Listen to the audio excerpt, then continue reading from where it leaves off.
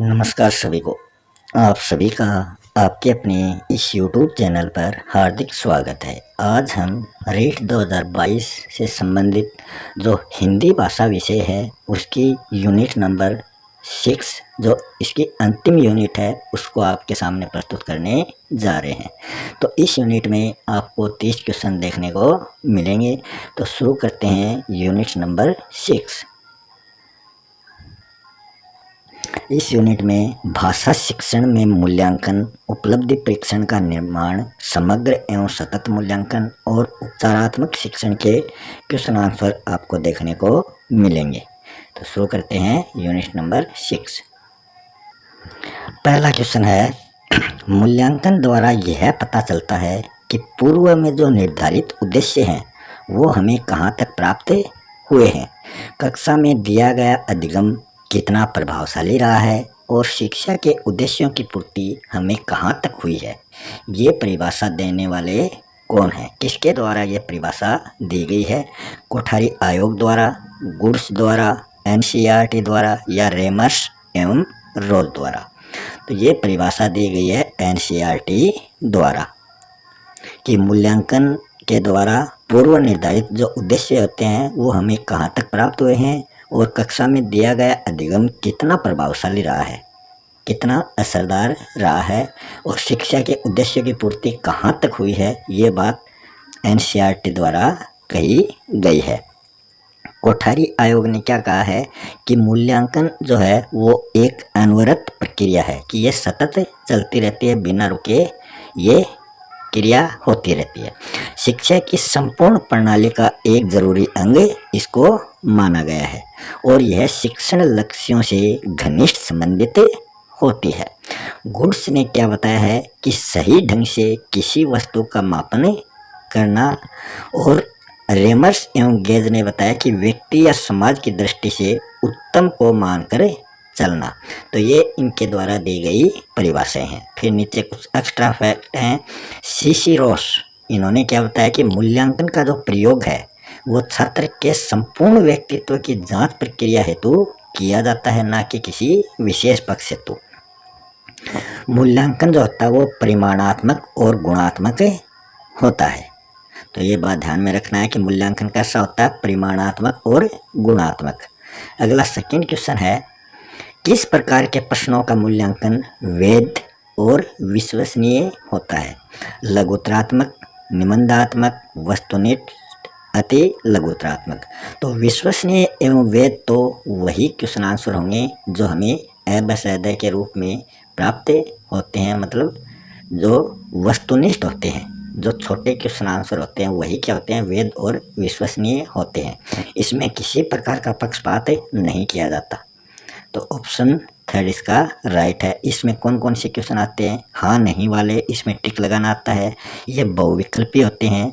युगलीकरण होता है, इसमें युगल दिया जाता है, उनको युगल में मिलान करना होता है।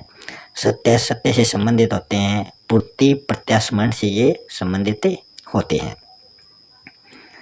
व्यक्तिनिष्ठता का वस्तुनिष्ठ प्रश्नों में कोई स्थान नहीं होता है। और जो लघुतरात्मक प्रश्न होते हैं ये 50 से 100 शब्दों के बीच में इनका उत्तर दिया जाता है और इनकी जो विषय वस्तु है उसकी व्याप्ति अधिक होती है। ये थोड़े वस्तुनिष्ठ प्रश्नों से ये बड़े होते हैं। और जो निबंधात्मक प्रश्न हैं ये क्या होते हैं, ये 100 से अधिक शब्दों में इनका उत्तर दिया जाता है। छात्र द्वारा उत्तर देने की दृष्टि से ये मुक्त होते हैं। इसमें छात्र अपनी ओर से भी कुछ सुझाव जोड़ देता है। अति लघुतरात्मक प्रश्न क्या होता है, इसमें 15 से 20 शब्दों में उत्तर दिया जाता है। नाममात्र की इसमें स्वतंत्रता होती है। आकस्मिकता एवं व्यक्तिनिष्ठता इनकी प्रमुख विशेषता मानी जाती है। तो जो वैध और विश्वसनीय है वो है वस्तुनिष्ठ प्रश्न। प्रश्न नंबर थर्ड है, शिक्षण प्रक्रिया में ब्लूप्रिंट क्या है? तो इस प्रक्रिया में ब्लूप्रिंट क्या है वो पूछा गया है। छात्रों की आधारशिला होती है या प्रश्न पत्र निर्माण की आधारशिला होती है या विद्यालय की आधारशिला है या फिर शिक्षण की आधारशिला है।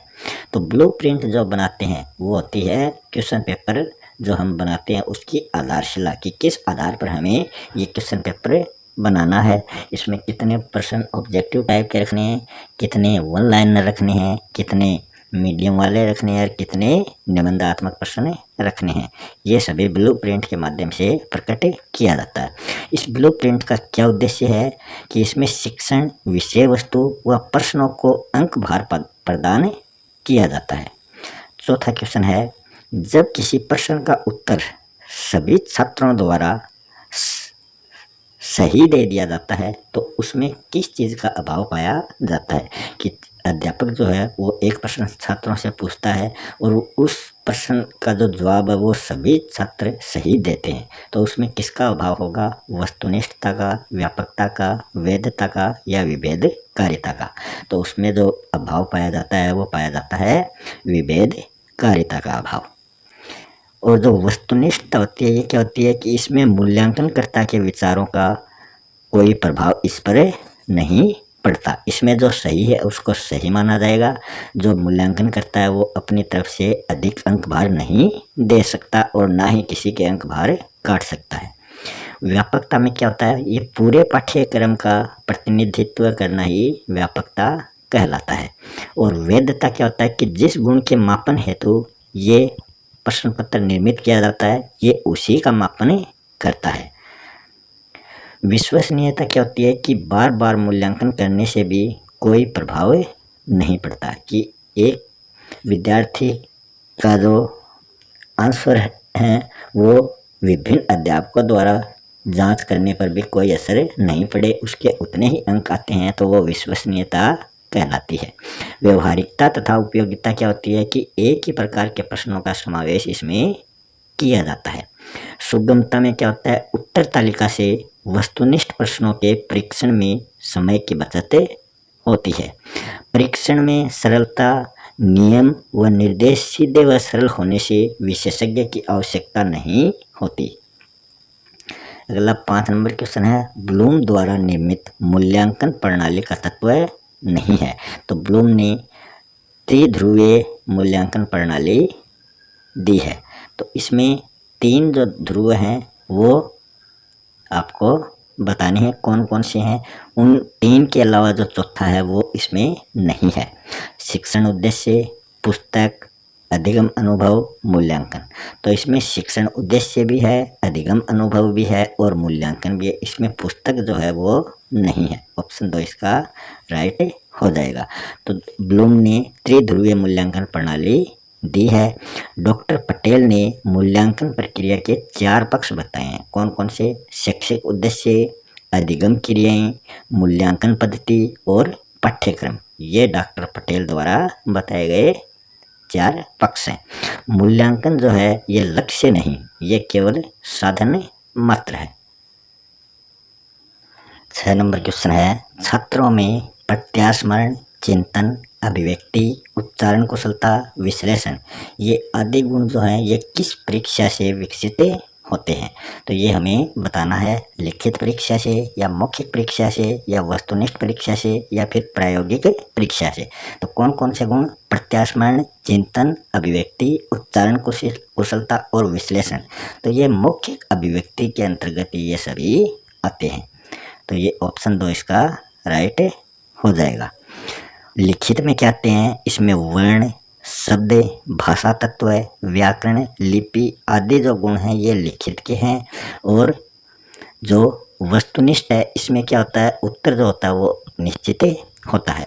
प्रायोगिक में आते हैं विज्ञान, भूगोल, गणित जैसे विषय। फिर मूल्यांकन का महत्व क्या है? ये छात्रों को सब गति से सीखने का अवसर प्रदान करता है, कि इसमें छात्र जो है वो अपनी गति से ही सीखता है। चिंतन, तर्क व सृजनात्मकता को प्रोत्साहित ये करता है। और उपलब्धि स्तर में सुधार लाने की दिशा का निर्धारण भी मूल्यांकन के द्वारा किया जाता है। शैक्षिक उद्देश्यों की पूर्ति हेतु कार्य करने में ये महत्वपूर्ण माना जाता है। निदानात्मक परीक्षणों के द्वारा छात्र की कमियों को ढूंढकर उपचारात्मक शिक्षण द्वारा इसे दूर किया जाता है। कि निदानात्मक परीक्षण क्या करता है, जो कमियां होती हैं उसको ढूंढकर उनका उपचार करता है। उच्च प्राथमिक स्तर की कक्षा के प्रश्न पत्र में निबंधात्मक प्रश्नों का प्रतिशत कितना होना चाहिए? निबंधात्मक मतलब जिसके बड़े उत्तर हों। तो ऐसे कितने प्रश्न उस प्रश्न पत्र में शामिल करने चाहिए उच्च प्राथमिक स्तर पर? 20%, 30%, 50% या 60%? तो निबंधात्मक जो प्रश्न है वो प्रश्न पत्र में कितने होने चाहिए? 50% तक होने चाहिए। और बाकी 50% बचता है उसमें वस्तुनिष्ठ, अति लघुतरात्मक, लघुतरात्मक होने चाहिए। तो इसका ऑप्शन नंबर 3 राइट हो जाएगा। 20% जो भाग है वो वस्तुनिष्ठ प्रश्नों का होता है और जो 30% भाग है वो लघुत्तर प्रश्नों का होता है, इसमें लघुत्तर उत्तर दिए जाते हैं। और 50% में जो निबंधात्मक उत्तर हैं वो आते हैं। प्राथमिक स्तर जो है इसमें वस्तुनिष्ठ प्रश्न 10%, लघुतरात्मक प्रश्न 60% और निबंधात्मक प्रश्न 30%। तो ये प्राथमिक स्तर का है। और अभी हमने उच्च प्राथमिक स्तर का यहाँ देखा है 50%, इसमें है 30%। और ये लघुतरात्मक का इसमें 30 है। तो प्राथमिक में 60% है। उच्च प्राथमिक में वस्तुनिष्ठ का 20% है। तो प्राथमिक में वस्तुनिष्ठ 10% होता है। प्रश्न पत्र के 3 अंग माने जाते हैं। एक तो ज्ञान, बोध और प्रयोग। ज्ञान में क्या होता है? स्मरण आता है। बोध में आती है समझ और प्रयोग में संश्लेषण, विश्लेषण, समीक्षा, सार, सृजनात्मक लेखन। और जो चौथा जो है वो कौशल होता है। तो मुख्य रूप से तो 3 माने जाते हैं, ज्ञान, बोध, प्रयोग, और जो चौथा है वो है कौशल।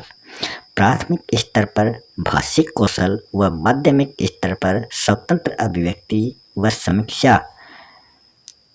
समीक्षा पर अधिक बल दिया जाता है। तो ये प्राथमिक स्तर पर भाषिक कौशल और माध्यमिक स्तर पर स्वतंत्र अभिव्यक्ति व समीक्षा पर अधिक बल दिया जाता है। प्रश्न पत्र का जो कठिनाई स्तर है वो 15% प्रश्न पत्र तो सरल होना चाहिए, 70% जो प्रश्न पत्र है वो सामान्य होना चाहिए और 15% प्रश्न पत्र में कठिन प्रश्नों का प्रयोग करना चाहिए। तो ये प्रश्न पत्र का कठिनाई स्तर होता है। हिंदी शिक्षण में छात्र के मूल्यांकन का क्या उद्देश्य होता है? तो हिंदी शिक्षण की बात हो रही है, इसमें मूल्यांकन का उद्देश्य क्या होना चाहिए? लिपि का सही ज्ञान होना, अगली कक्षा में क्रमोन्नत करना, भाषा के प्रति रुचि उत्पन्न करना या विषय ज्ञान की जांच करना। तो इसका राइट ऑप्शन हो जाएगा विषय ज्ञान की जांच करना ही मूल्यांकन का उद्देश्य होता है। किसमें? हिंदी शिक्षण में। अधिगम में उत्तरोत्तर वृद्धि करना और व्यक्तिक विभिन्नताओं की संतुष्टि, शिक्षा के विशिष्ट उद्देश्यों को व्यक्त करना, उपचारात्मक शिक्षण का मार्ग प्रशस्त करना, छात्रों का योग्यता अनुसार चयन करना और छात्रों की कमजोरियों का पता लगाकर उनका समाधान करना, ये इसके अंतर्गत आता है। फिर मूल्यांकन प्रक्रिया के प्रमुख सोपान क्या हैं वो भी हम देख लेते हैं। तो ऊपर तो ये मूल्यांकन से संबंधित हमने देख लिए, इसका ऑप्शन नंबर 4 राइट हो जाएगा। मूल्यांकन प्रक्रिया के प्रमुख सोपान है शैक्षिक उद्देश्यों के निर्धारण कर उनकी व्याख्या इसके अंतर्गत की जाती है। छात्र की कक्षागत परिस्थितियों को जानने में यह सहायक होता है और उसके मूल्यांकन हेतु परीक्षण का चयन इसके अंतर्गत किया जाता है। मूल्यांकन प्रणालियों का निर्माण इसके अंतर्गत किया जाता है। अभिलेख संधारण और निष्कर्ष या निर्णय पर इसके अंतर्गत पहुंचा जाता है कि ये निर्णय पर पहुंचाने का भी ये क्या करता है? निर्णय तक पहुंचा देता है। आगे क्या है? 9 नंबर क्वेश्चन है फ्रीमेन के अनुसार उपलब्धि परीक्षण में मापन किया जाता है। तो फ्रीमेन के अनुसार उपलब्धि परीक्षण में किसका मापन किया जाता है? ज्ञान का, समझ का, कौशल का या फिर उपयुक्त सभी का? तो फ्रीमेन ने ज्ञान, समझ, कौशल इन सभी का उपलब्धि परीक्षण के मापन में प्रयोग किया है। तो ऑप्शन नंबर 4 इसका राइट हो जाएगा। फिर एक्स्ट्रा फैक्ट क्या है उपलब्धि परीक्षण से संबंधित कि छात्र द्वारा अर्जित ज्ञान, उपलब्धि एवं इसे जानने के लिए प्रयुक्त की गई विधि क्या है? परीक्षण है। यह छात्रों के निष्पादन को जानने की मनोवैज्ञानिक विधि भी मानी जाती है। जेने ने अपनी पुस्तक एजुकेशनल इवेल्युएशन एंड मेश्योरमेंट में कहा है कि उपलब्धि परीक्षण द्वारा ज्ञान या कौशल के क्षेत्र में व्यक्ति की अर्जित निपुणता की वर्तमान स्थिति की माप इसके अंतर्गत होती है। किसमें? उपलब्धि परीक्षण में। क्वेश्चन नंबर 10 है, उपलब्धि परीक्षण का उद्देश्य नहीं है। तो इनमें से कौन सा जो उद्देश्य है वो उपलब्धि परीक्षण का नहीं है?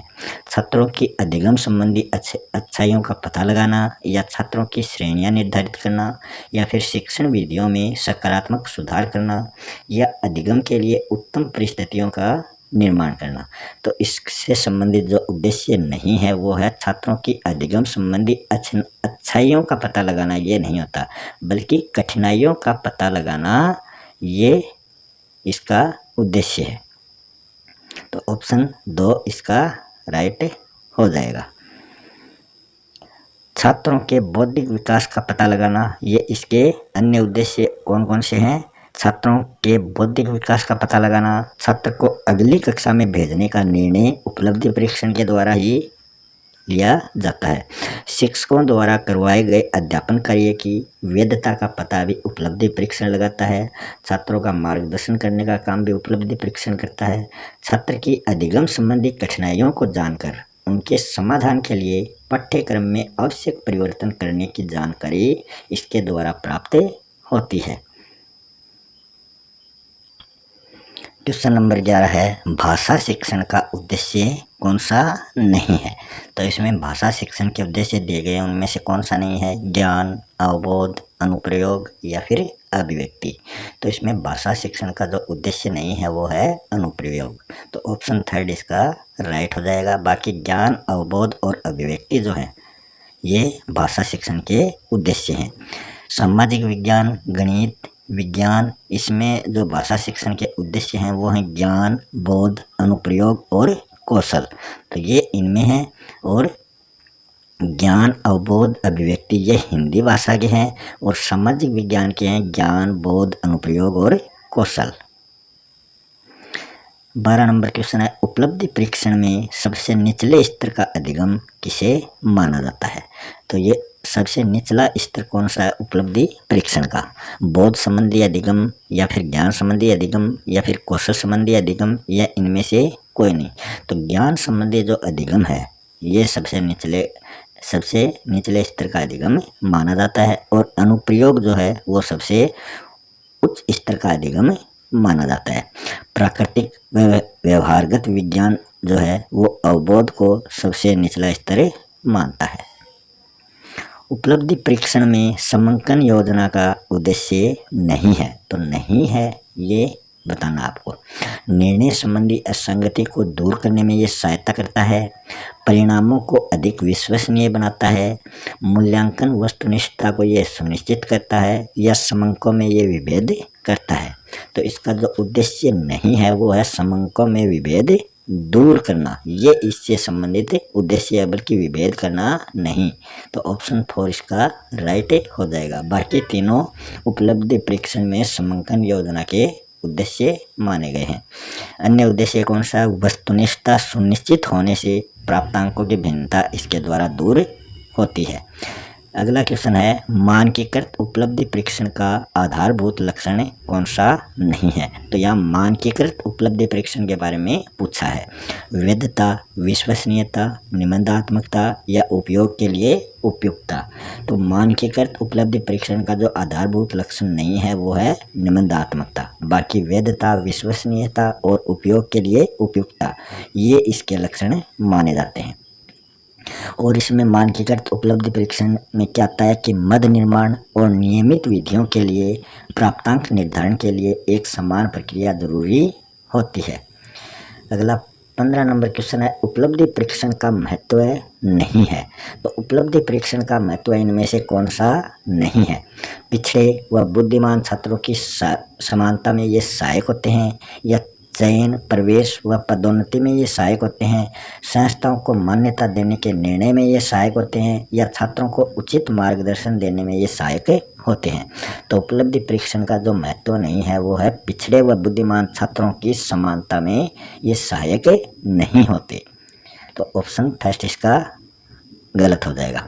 और उपलब्धि परीक्षण के क्या महत्व हैं कि विशेष रूप से ये पिछड़े एवं छात्रों की पहचान ये करता है। निदानात्मक एवं उपचारात्मक शिक्षण इसके अंतर्गत आता है और शिक्षण विधियों में सुधार इसके अंतर्गत किया जाता है। शिक्षण के प्रति ये लोभ प्रकट करता है। छात्र वर्गीकरण व कक्षा पदोन्नति में ये सहायक माना जाता है।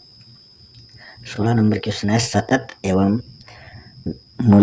सतत एवं समग्र मूल्यांकन प्रणाली का उद्देश्य इनमें से कौन सा है? छात्रों की रटंत प्रवृत्ति को ये बढ़ाता है। छात्रों में पाठ्य पुस्तक के संबंध में सूझ व समझ विकसित करता है, या छात्रों में परीक्षा संबंधी तनाव को अधिक ये करता है, या उपयुक्त सभी। तो सतत व समग्र मूल्यांकन प्रणाली का उद्देश्य है छात्रों में पाठ्य पुस्तक के संबंध में सूझ एवं समझ विकसित करना। तो ऑप्शन 2 इसका राइट हो जाएगा। सतत एवं समग्र मूल्यांकन क्या करता है? छात्रों की जो रटंत प्रवृत्ति है इसको ये रोकता है और छात्रों में परीक्षा संबंधी जो तनाव होता है उसको भी ये कम करता है, ना कि बढ़ाता है। छात्रों के व्यक्तित्व व शैक्षिक उपलब्धि के आधार पर जो गुणात्मक मूल्यांकन है उसके 5 बिंदु ग्रेडिंग व्यवस्था अपनाई गई है। इसको लागू करना, जो गुणात्मक मूल्यांकन है प्रक्रिया, इसको लागू करना राष्ट्रीय शिक्षा नीति 1986 के शैक्षिक व गैर शैक्षिक पहलू पर जोर देना, स्कूल स्तर पर रचनात्मक मूल्यांकन करवाना। तो ये उपलब्धि, ये सतत व समग्र मूल्यांकन के उद्देश्य माने जाते हैं।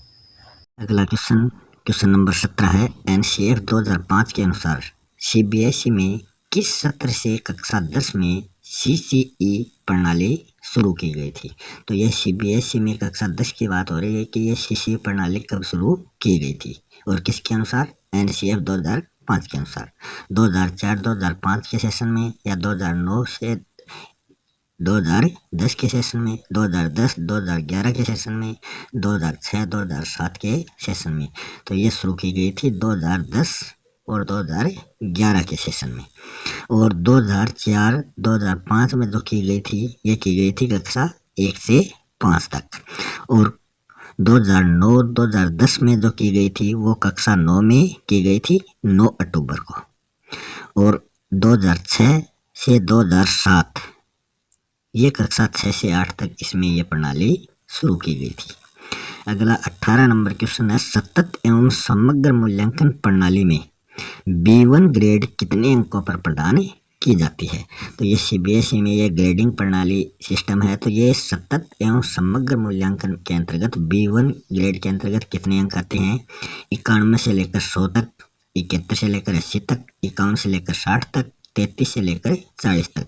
तो B1 ग्रेड आती है 71 से लेकर 40 अंक आने तक। तो इतने में ये बी ग्रेड दी जाती है। A1 ग्रेड जो आती है वो आती है 91 से 100 नंबरों के मध्य जितने नंबर होते हैं उनको A1 ग्रेड दी जाती है। और 51 से 60 तक बच्चों के अंक होते हैं तो उनको C1 ग्रेड मिलती है। और 33 से 40 तक अंक वाले बच्चों को डी ग्रेड प्रदान की जाती है।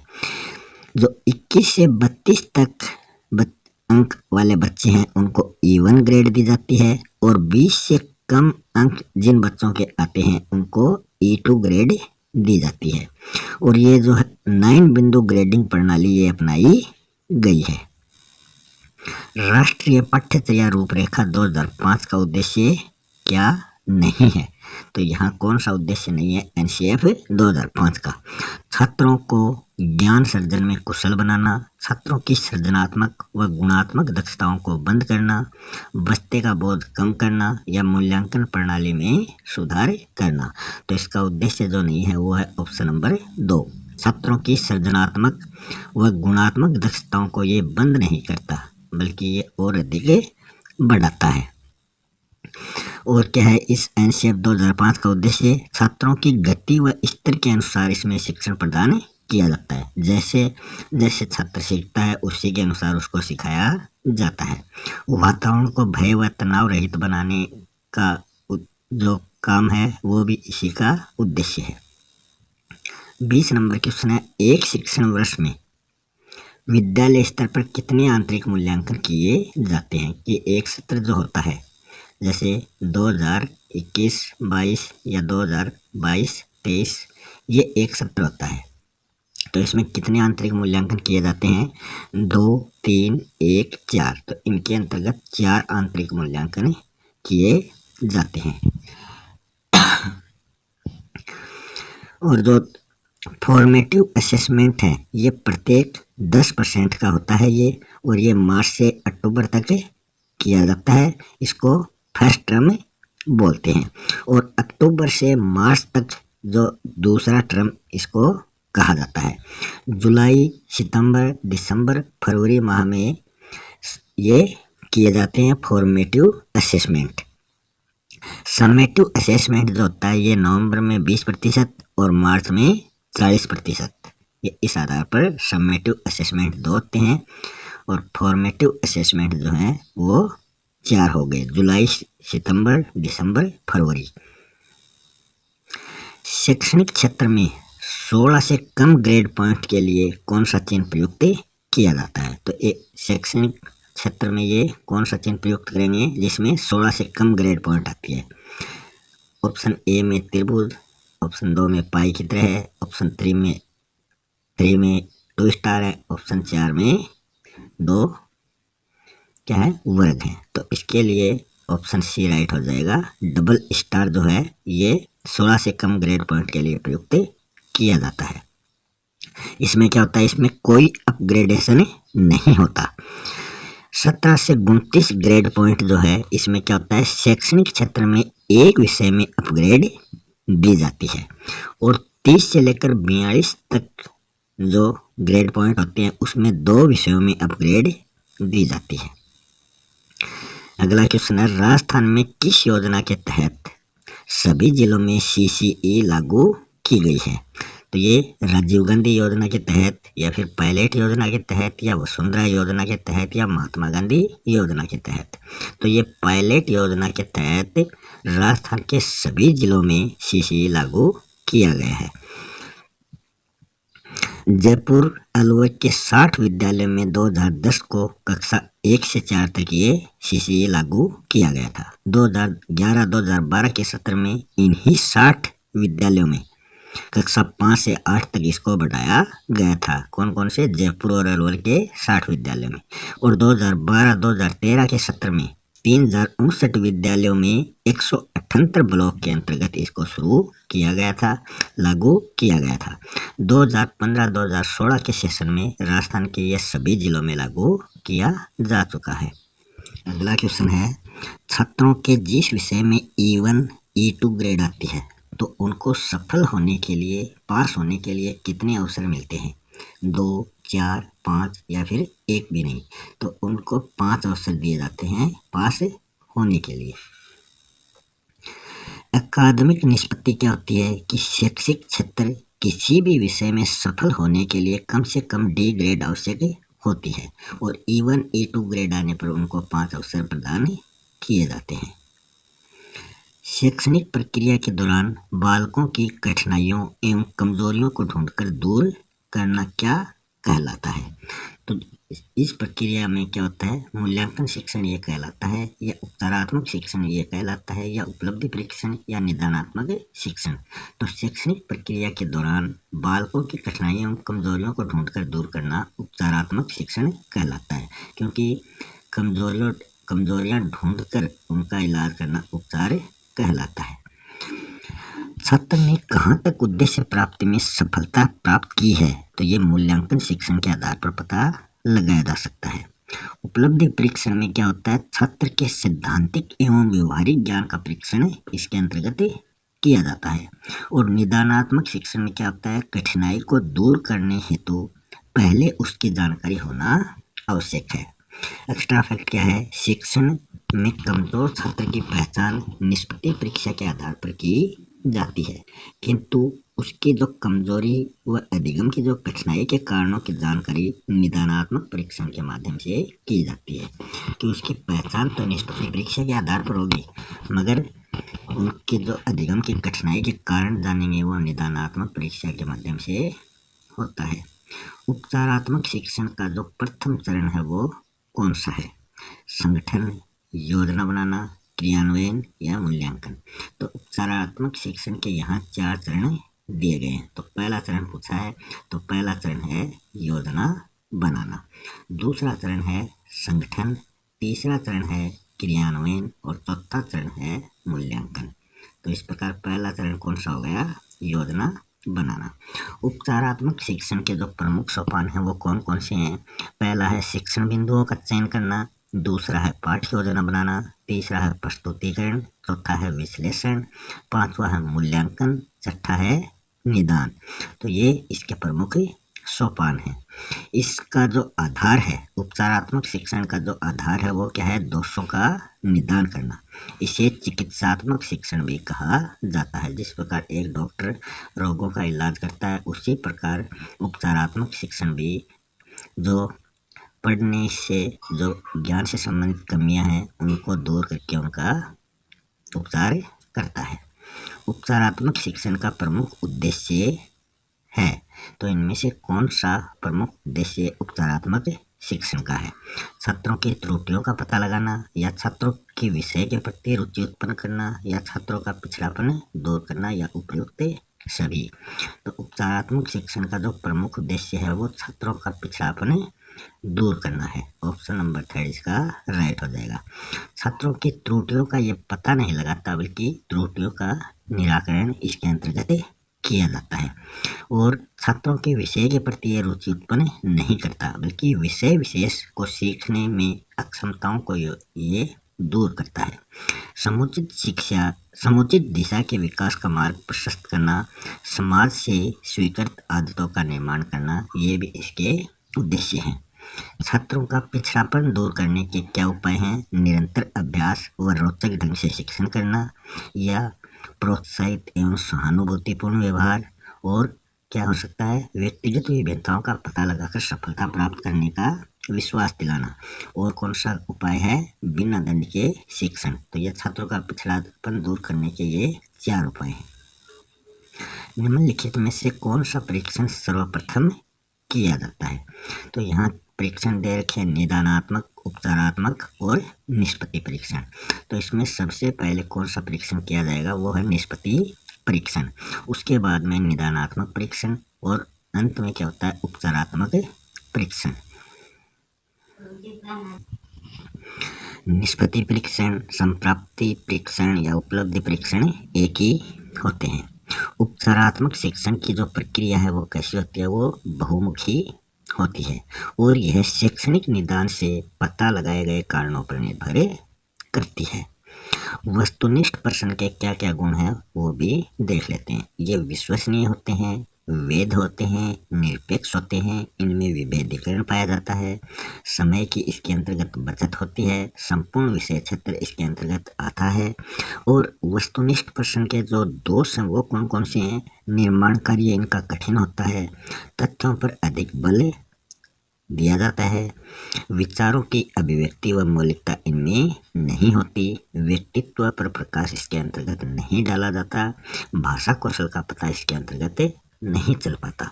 तो ये इनसे संबंधित दोष हैं, तथ्यों पर इसके अंतर्गत बल नहीं आता। तो ये गुण और दोष हो गए वस्तुनिष्ठ परीक्षा के।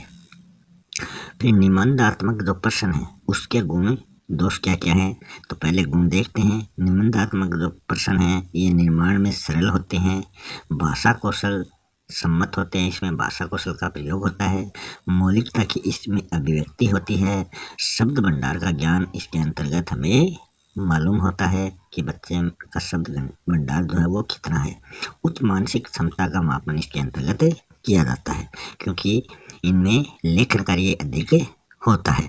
इनके दोष क्या हैं?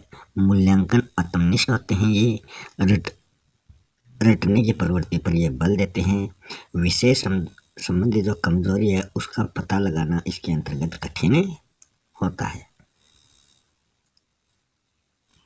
28 नंबर क्वेश्चन है, उपलब्धि परीक्षण निर्माण में समंकन योजना बनाने का क्या उद्देश्य होता है? प्रश्नों की संख्या इसके अंतर्गत निर्धारित करना ये इसका उद्देश्य है, या फिर निर्णय संबंधी असंगति को दूर करने में ये सहायता करता है, या फिर छात्रों की कठिनाइयों का निर्धारण करता है, या फिर उपयुक्त सभी।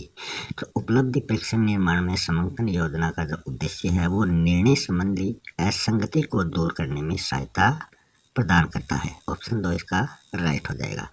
और एक्स्ट्रा फैक्ट क्या है कि एक ही परीक्षक द्वारा विभिन्न अवसरों या विभिन्न परीक्षकों द्वारा एक समय में मूल्यांकन के मापदंडों में विभिन्नता पैदा करने वाले कारकों को अपेक्षित उत्तर के साथ समंकन की एक विस्तृत योजना देकर नियंत्रित किया जा सकता है। उपचारात्मक शिक्षण के लिए क्या आवश्यक नहीं है? तो उपचारात्मक शिक्षण में क्या जरूरी नहीं है वो बताना है। पहले निदानात्मक परीक्षण करना, या शिक्षण विधि को स्थायी रखना, या छात्र की किसी भी गलती की अवहेलना नहीं करना, या उपयुक्त में से कोई नहीं। तो उपचारात्मक शिक्षण के लिए जो आवश्यक नहीं है वो शिक्षण विधि को स्थायी रखना नहीं है। शिक्षण विधि छात्रों के स्तर के अनुसार करानी होती है, तो ये इससे संबंधित आवश्यक नहीं है। बाकी पहले निदानात्मक परीक्षण करना ये आवश्यक है। छात्र की किसी गलती की अवहेलना नहीं करना ये भी आवश्यक है। उपचारात्मक शिक्षण सिद्धांत कौन से हैं वो हम देख लेते हैं। वास्तविक शैक्षिक स्तर से इसको शुरू किया जाता है। अभ्यास इसके अंतर्गत करवाना होता है। विद्यार्थी को प्रगति के बारे में इसके अंतर्गत बताया जाता है कि उन्होंने कहाँ तक प्रगति की है। अभ्यास कार्य के लिए निरंतर सराहा जाना आवश्यक है कि बहुत बढ़िया कर रहे हो।